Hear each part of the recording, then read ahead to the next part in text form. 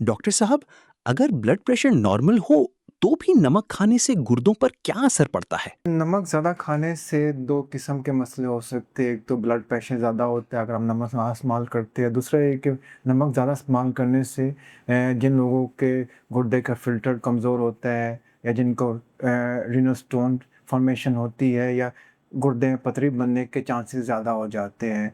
वैसे भी नमक इस्तेमाल करने से आपके अंदर फ्लूइड रिटेंशन होती है जिसकी वजह से गुर्दे का फ़िल्टर कमज़ोर हो सकता है, गुर्दे पे प्रेशर पड़ सकता है।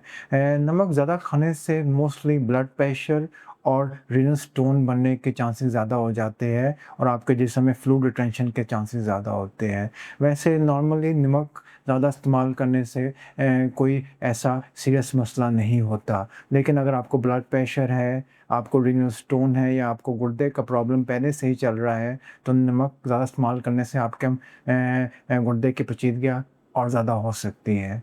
तो वैसे नॉर्मली नमक इस्तेमाल करने से कोई गुर्दे पे कोई ख़ास किस्म का डायरेक्टली असर नहीं होता।